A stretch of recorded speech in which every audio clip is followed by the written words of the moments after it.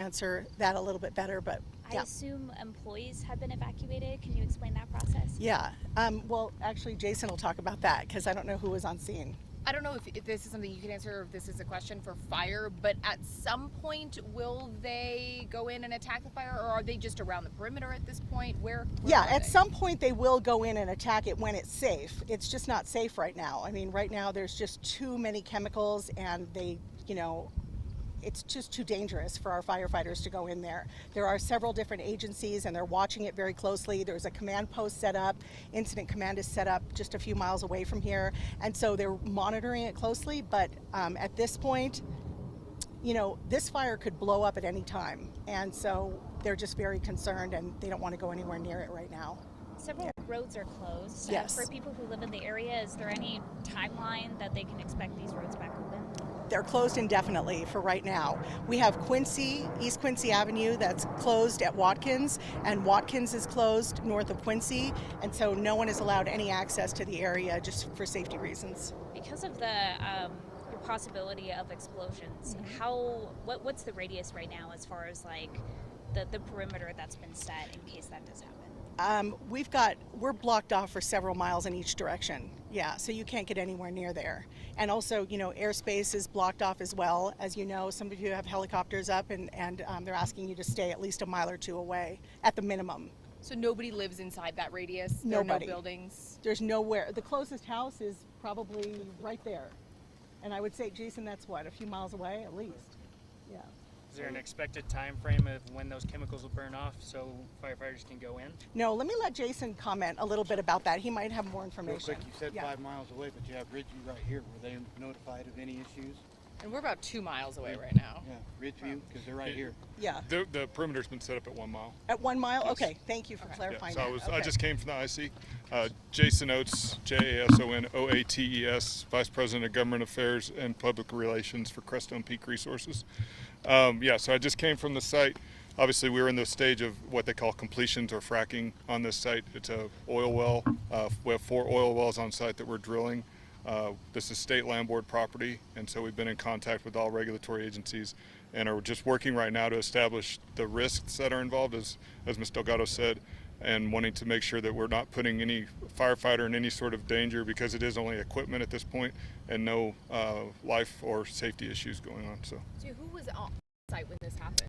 we had crews from different of our subcontractors, Liberty Oilfield Services, Pioneer, people that work on behalf of Crestone in this operation that were on site. When they identified that this was a hazard and the incident started, all the appropriate training and things we do every day to be prepared for these unplanned circumstances kicked in, and everybody evacuated safely.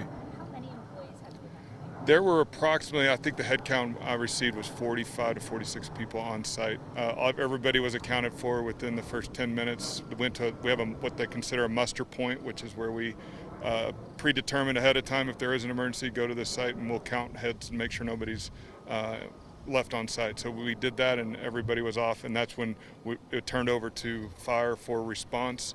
And that's the stage we're in now, is they're just assessing the situation and wanting to make sure that they're not putting their firefighters in danger to go in and fight this fire. Do you have any idea how the equipment caught fire? We don't at this time. Once we get it put out, and I think there's been a lot of different accounts that will go into the investigation, and we'll put it all together to get a root cause and understand that better. Do state investigators come to the site when this happens? That's outside of my area of expertise. I'd turn that over to emergency response to What type determine. of equipment is it? It's mainly pumping equipment, so it's just large. It's part of our completions package that goes into these sites, and so it's a lot of diesel engines and things like that, things you see driving down the road but they're geared towards pumping water and sand into the pipe, into the wells. So this has been burning for several hours now. Is this equipment that will just, I don't know anything about Sure. oil well fires. Well, this is basically what you have on site are a bunch of trucks with pumps on the back, and they're really tightly put together in order to establish the horsepower needed to get the water and sand up to pressure. And so it's just a lot of equipment tightly. So if you can imagine, it's going from one piece of equipment to the other as they're waiting to make sure that some of the chemicals and things that are staged as part of that process are in higher concentrations right now than they are usually, and because they're staged for going into the process. and they're just wanting to make sure they have all the right information before they send, with whether it's from a breathing perspective or whatever, before they send guys in. So Will operations here be shut down indefinitely? definitely, yeah. We'll have to go through a full review of all the equipment that is left. There are wellheads that are there that are obviously need to be tested and everything. So we'll go through it with the state and ensure that everything is back to a workable condition before we start any more operations.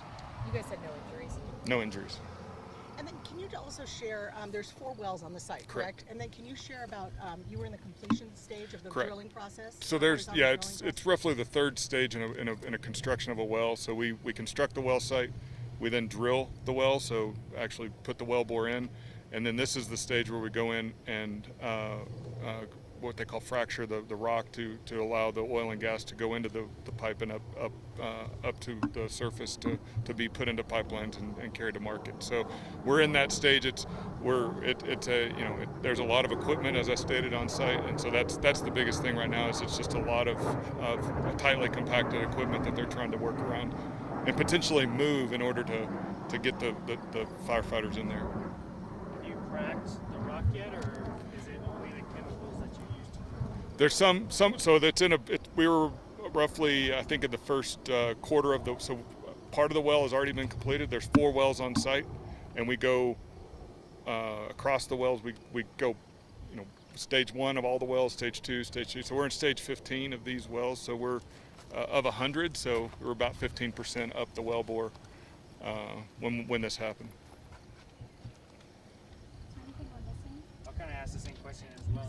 Is there a time frame of when the chemicals will burn off so firefighters can get in? What you're viewing now, to my understanding, is mainly the diesel related to the trucks and the pumps that are there. It's nothing more than, it's not any hazardous material at this point.